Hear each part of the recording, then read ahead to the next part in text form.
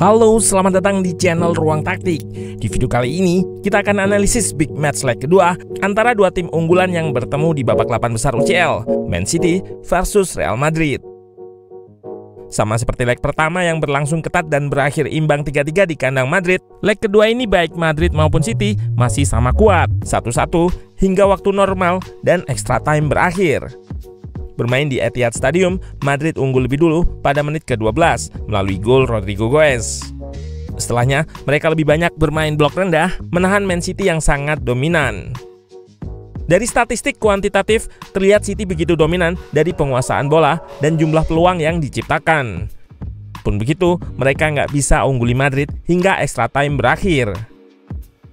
Di babak adu penalti, mental Madrid sebagai juara UCL 14 kali berbicara. Lunin jadi pahlawan dengan keberhasilannya menahan 2 kali penalti City, dan ketenangan eksekusi penalti Rudiger jadi penentu keberhasilan Madrid melaju ke semifinal. Nah, penasaran dengan jalannya laga dari segi taktikal? Let's go, kita bahas sama-sama. Man City turun dengan formasi 3-2-4-1. Di belakang, Ederson dan Kyle Walker yang absen pada leg pertama kembali menjadi starter. Di lini tengah, Rodri berdampingan dengan Akanji yang menggantikan peran John Stones.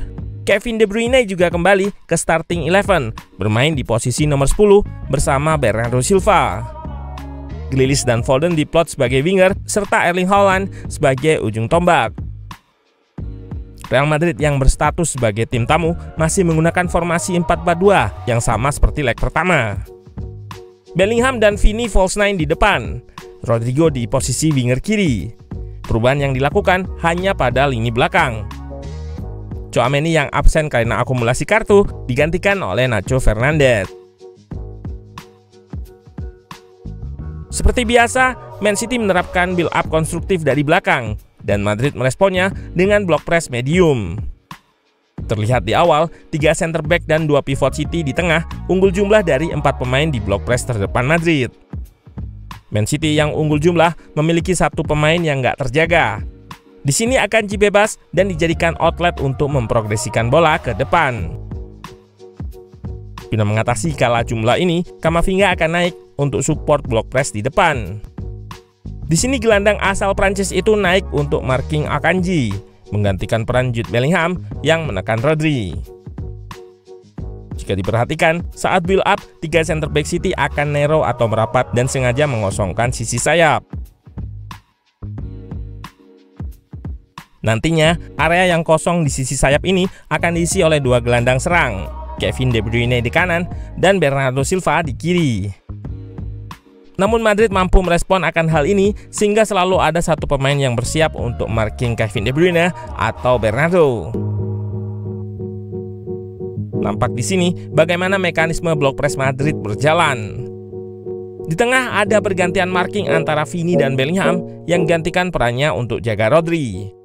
Lalu ada Toni Kroos yang mengikuti pergerakan De Bruyne turun mengisi area kelebaran.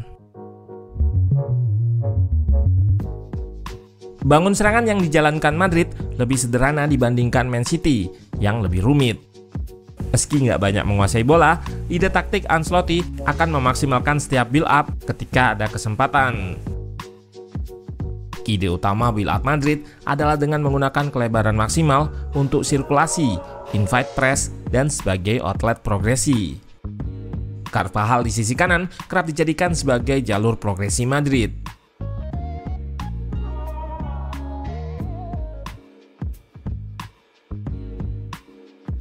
Hal yang sama juga terlihat pada proses gol di menit ke-12. Grealish press ke Rudiger. Carvajal yang kosong dijadikan outlet progresi dengan umpan lambung Lunin. Umpan ini menarik Gvardiol naik, sehingga berkurang 1 pemain City di backline. Terlihat 3 center back City kalah jumlah dengan 4 pemain Madrid di depan. Dan posisi Rodri masih terlalu jauh untuk jaga Jude Bellingham. Menerima long ball dari Carvajal, Bellingham bisa mendelay bola. Ia menunggu support dari Valverde yang naik mengekspos area Gvardiol yang masih di depan.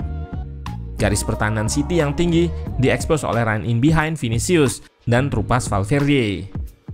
Cutback dilepaskan oleh penyerang nomor punggung 7 tersebut, mengarah ke Rodrigo di mulut gawang. Terlihat di sini kecerdikan dari Rodrigo yang memposisikan dirinya di belakang Walker dan juga akurasi dari umpan Vini sehingga menyulitkan bek timnas Inggris tersebut untuk memotong cutback.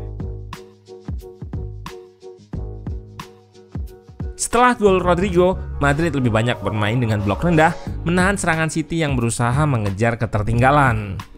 Mereka nggak buru-buru untuk meladeni kelebaran maksimal Man City.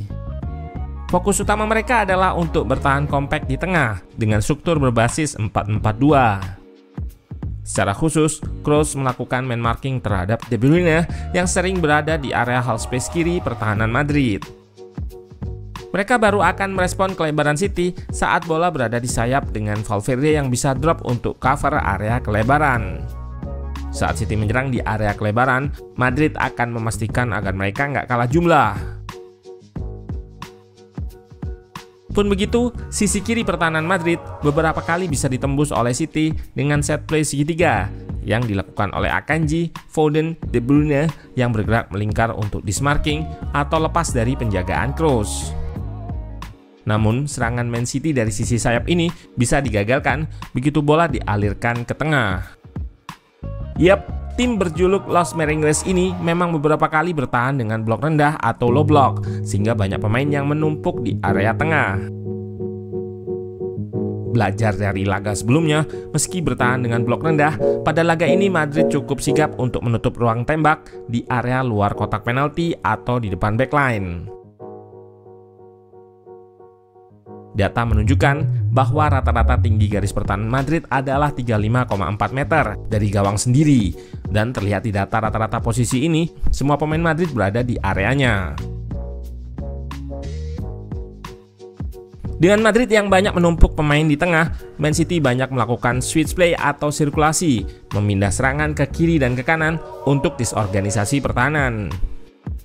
Pada babak kedua, menit ke-72, Doku dimasukkan gantikan Grealish guna memberikan eksplosivitas di sisi kiri serangan Man City. 4 menit berselang, winger asal Belgia ini menjadi inisiator gol balasan Man City. Berawal dari switch Rodri, Doku melakukan penetrasi dan melepaskan cutback. Umpannya berhasil dihalau Rudiger, namun mengarah tepat ke De Bruyne. Peluang emas tak disia-siakan olehnya. De Bruyne melepaskan tembakan ke bagian atas gawang Lunin. Nah, setelah gol ini, Man City kembali menciptakan peluang emas.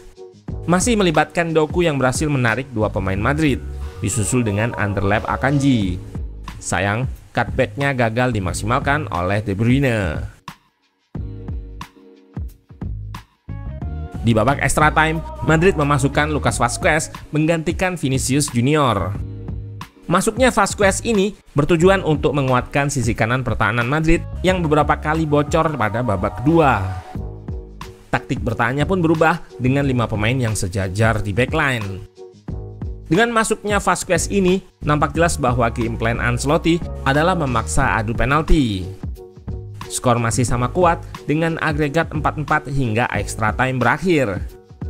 Pada babak adu penalti, mental menjadi salah satu faktor yang berpengaruh untuk menghadapi situasi dengan tekanan tinggi. Aspek mental inilah yang menjadi salah satu kelebihan Madrid. Ancelotti menyampaikan bahwa Madrid sangat percaya diri akan lolos saat laga harus dilanjut dengan adu penalti. Hal ini terbukti sempat tertinggal saat sepakan pertama yang diambil oleh Modric digagalkan Ederson.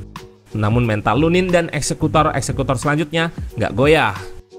Setelahnya kiper kedua Madrid ini berhasil menahan 2 penalti Man City yang dieksekusi oleh Bernardo Silva dan Kovacic. 4 penendang setelah Modric berhasil menuntaskan tugasnya dengan baik, termasuk penalti dari Vazquez yang mengecoh Ederson dan sepakan penentu dari Rudiger yang diarahkan ke pojok kanan bawah. Dalam adu penalti ini juga ada kejadian menarik, di mana Rudiger memberikan kunci jawaban tendangan Kovacic ke Lunin.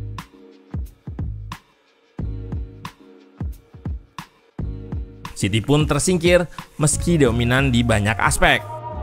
Pada akhirnya yang tercatat adalah tim yang mencetak gol lebih banyak, bukan tim dengan penguasaan bola lebih banyak.